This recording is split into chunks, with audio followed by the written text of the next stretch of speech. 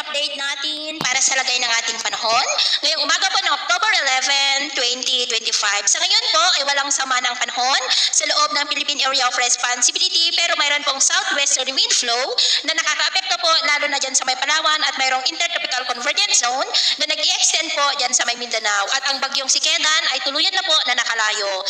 At sa ating naman pong long range forecast, wala pa naman pong bagyo na nakikita na tatawid dito po sa ating kalupaan for the next 2 weeks, pero hindi pa rin inaalis ang posibilidad na maaari na may sama ng panahon na mabubuo sa paligid ng ating bansa sa susunod na mga araw, at ang development ng ngayon ang ating babantayan. At sa lagay ng ating panahon ngayong madaling araw ay maayos naman po ang panahon sa malaking bahagi ng bansa, pero may chance pa rin ng mga isolated rain sa ilang bahagi ng Quezon, Metro Manila, Lobo, Masbate, Marinduque, Romblon, Occidental Mindoro, Palawan, Iloilo, Negros, Tagbilaran, Surigao del Norte at Tawi-Tawi. At mamaya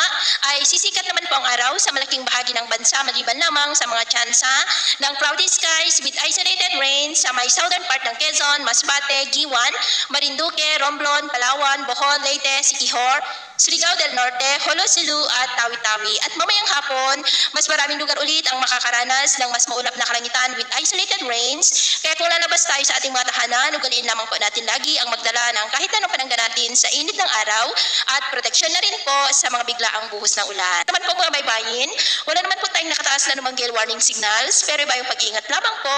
kung papalaot tayo para po mas makaiwas sa mga